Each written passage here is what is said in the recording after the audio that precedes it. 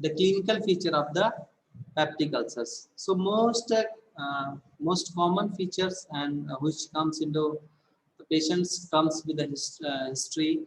The first thing that is the pain. Pain usually in the uh, upper abdomen and epigastrium. That is the most common site for the ulcers. In the pain in the peptic ulcers, and pain may be associated with the diet, means the food. In the duodenal ulcers, the pain is uh, appear after 2.5 hours after taking the food, and in the gastric ulcers, the pain just start after taking the food. So this pain is not colicky pain, just gnawing pain. Gnawing means sometimes uh, something piercing, just like piercing pain. That's why in Ayurveda it's called the soul also. Okay, so that piercing and gnawing pain, and that pain may radiate to the back also. And in the gastric ulcers, that when the pain is there and a patient have the vomiting at that time, and the gastric empty is there, the gastric content is vomit, so that patient may feel little pain with the vomitings. But in the duodenal ulcers, the pain is not related to the uh, vomiting. Patient feel relief when take something. Understand? Means in the both condition the pain is gnawing pain, but the duodenal ulcer it is little late after 2.5 hours of the food, and in the gastric ulcer it is just immediate after taking food. And in the gastric ulcer the pain is relieved by the vomiting, while in the duodenal ulcer pain is relieved by taking food. Next important thing is the periodicity. Periodicity means the periodicity of that disease, that all the clinical features presents up to 3 to 4 weeks, and when the patient is even not taking any kind of medications, the ulcer heal itself, and patient may relieve and become completely asymptomatic up to next few weeks. Understand?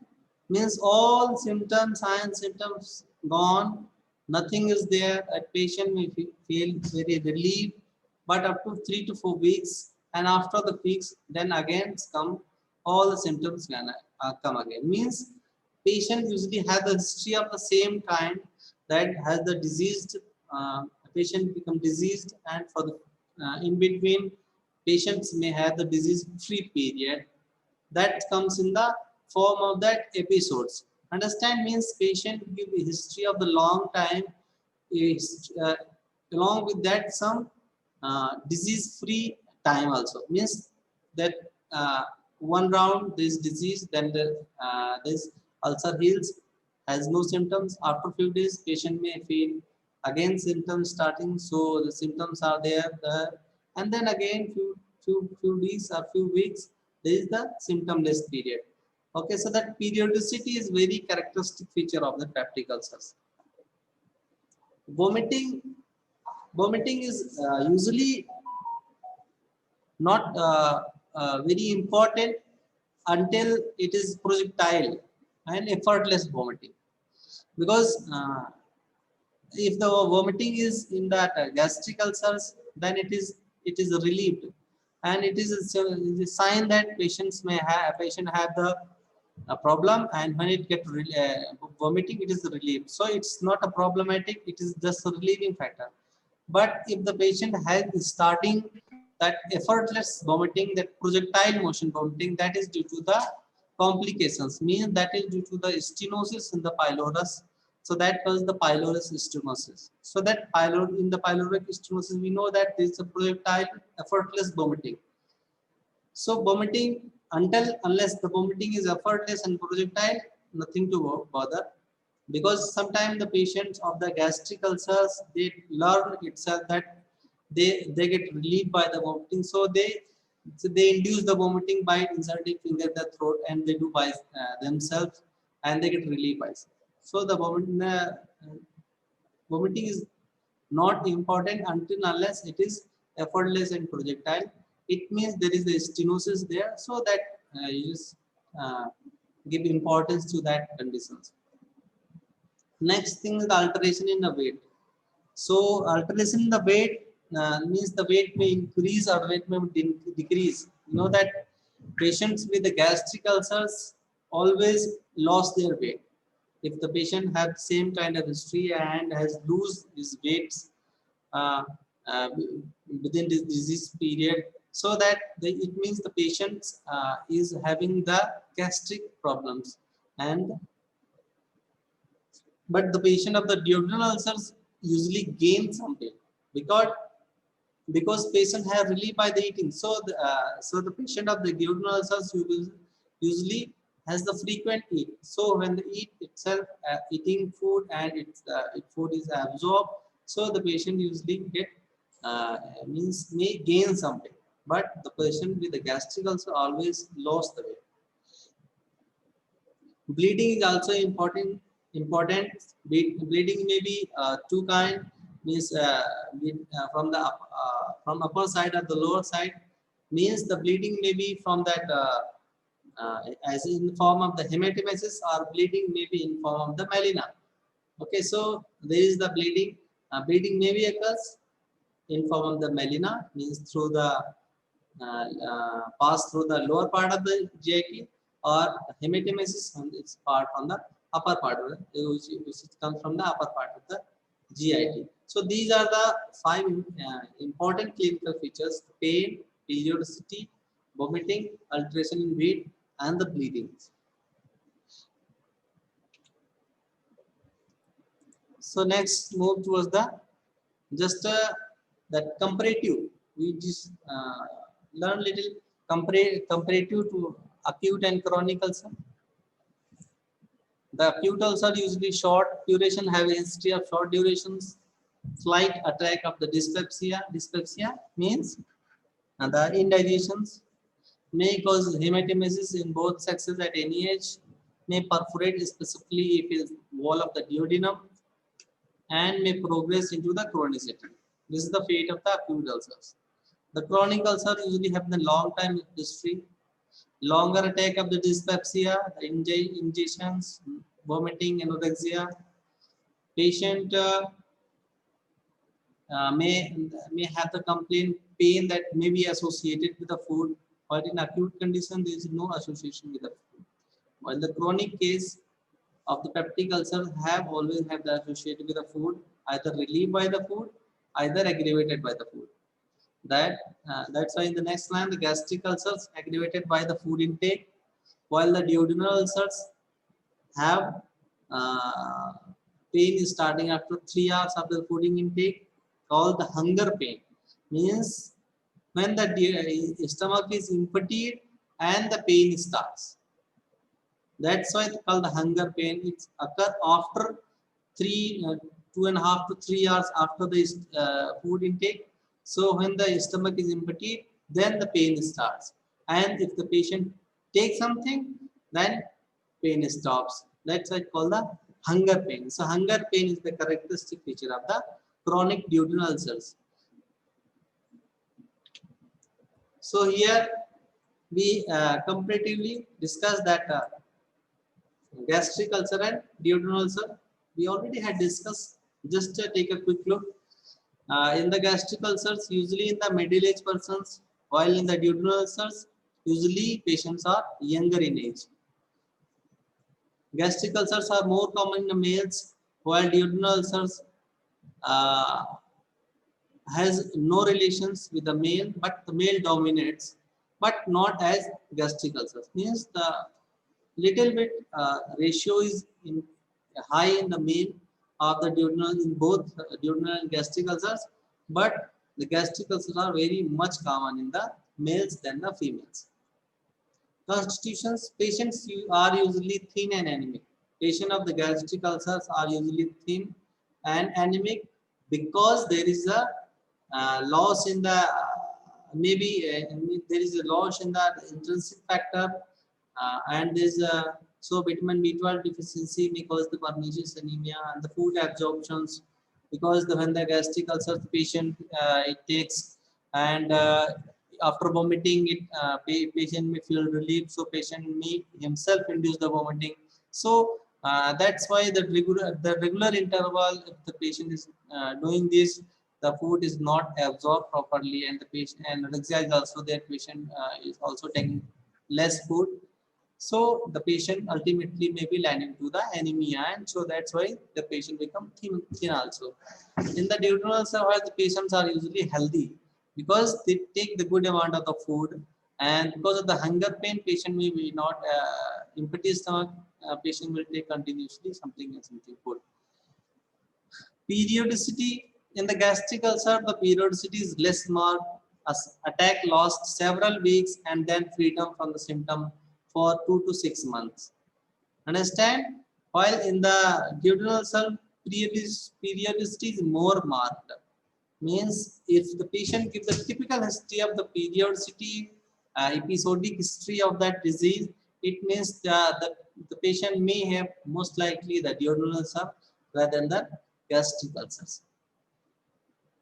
Pain in the gastric ulcer, the mild in the epigastrium immediately after taking food and relieved by the vomiting, not felt in the night. While pain in the duodenal ulcers is severe, it is spasmodic. In the transpyloric pain, start from after 2.5 to 3 hours after the food, and that is hunger pain. Food relief after the pain. Pain is mild. Pain in night is very characteristic.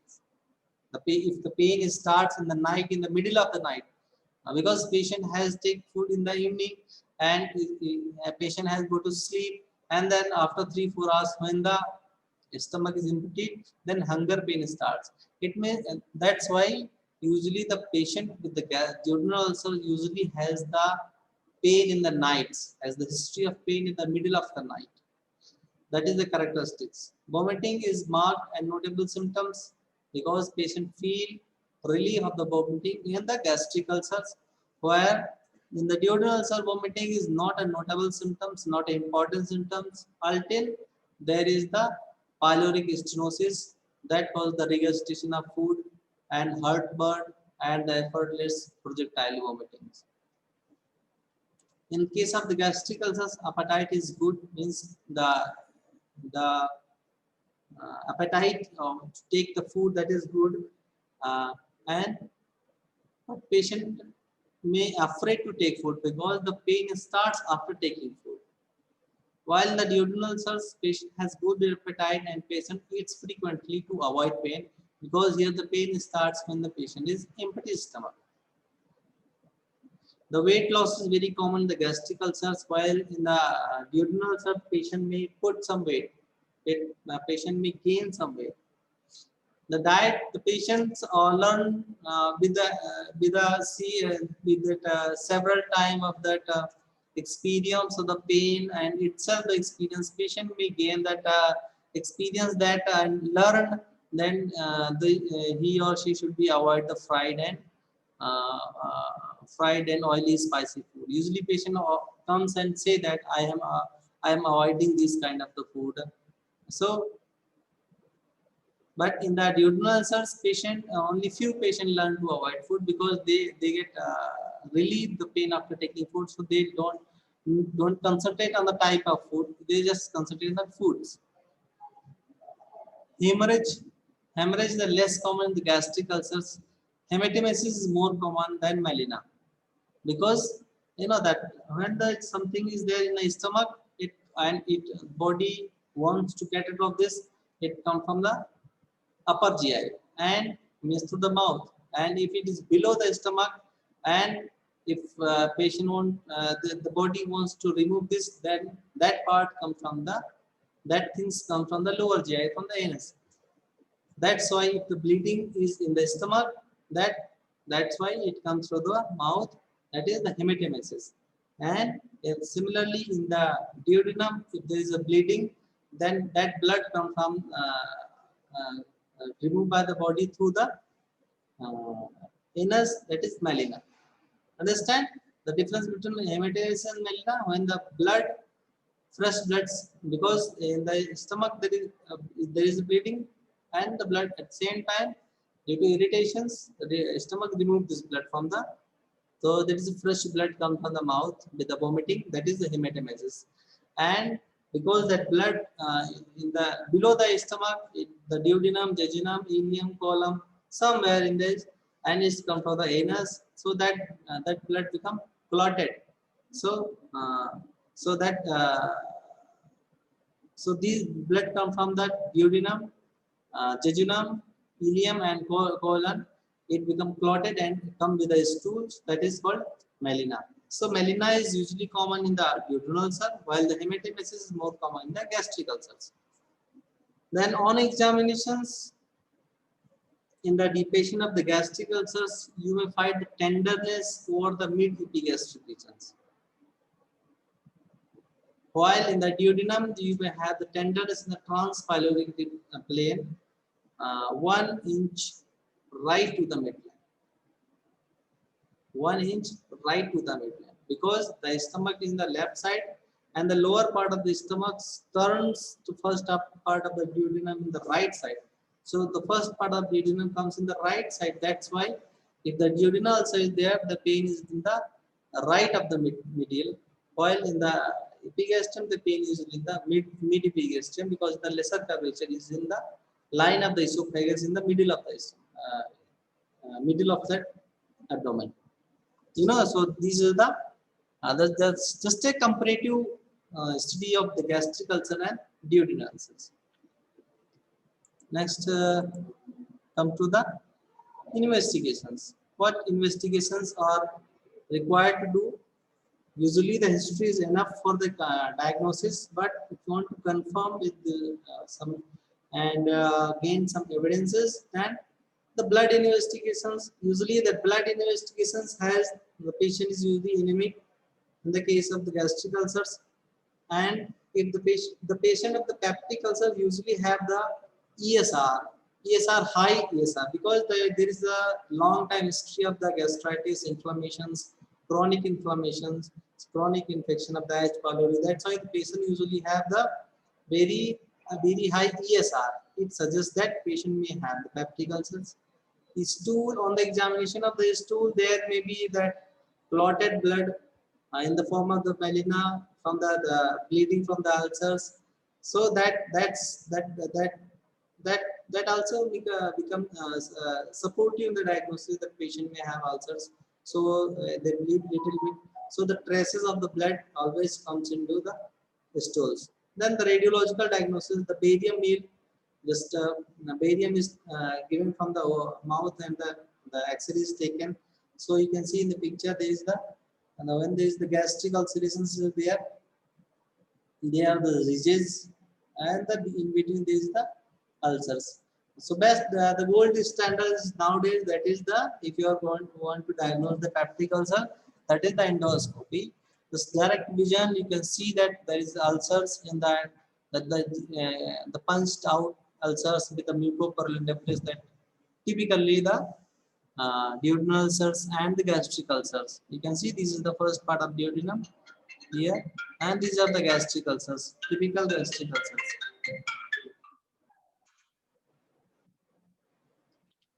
Next come to the treatment part. Usually the treatment includes three things. The lifestyle modifications, the medical therapy, and the surgical management.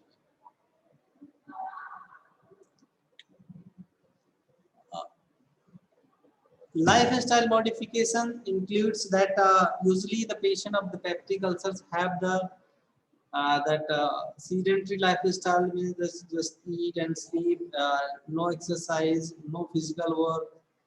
So usually that take heavy diets. So just you educate the patients, get some healthy lifestyles, just a little physical exercise, so that the movement of the abdomen is also the stress free, that circulations of that stomach or the duodenum is normal, so that this is the very important patient to avoid sedentary lifestyle. And then the diet, patients should avoid the fried and spicy food, and patients should avoid very hot food. As per Ayurvedic principle, we know that Dasvidha Ahara Visheshatan. So according to that, you just advise the patient to take diet according to the Ritucharya, according to the Dinacharya and Radhacharya. So we should take, if we take the food according to that Dinacharya and Ritucharya, then may have not these kind of the problems. Avoid long time fasting. Usually the patients of that having in the office work, they just eat in the morning, and then for the long time they don't eat anything. So long time eating food, that may causes the gastric secretions, and that gastric secretions may erode the gastric mucosa, break the gastric mucosal barrier, so that there may be the reason to development of the gastritis, and the later that may convert to the gastric ulcers.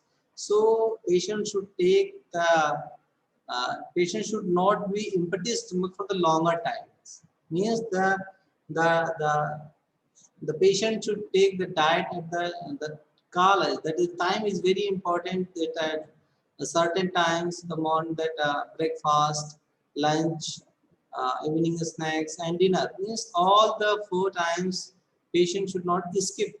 Patient should take some things. So the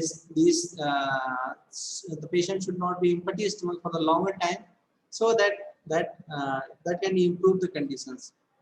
And patients should avoid overeating also, because some patients take the overeating, so that overeating also disturb the digestion and indigestion, and they disturb the secretions, so that may also develop because the uh, that peptic ulcer disease. So avoid overeating, and smoking also very important factors. So you should advise to avoid the smoking. And one thing I will write here, I want to just add that alcohol in consumption is always it's also not directly related to this, but alcohol consumption is also very important factors.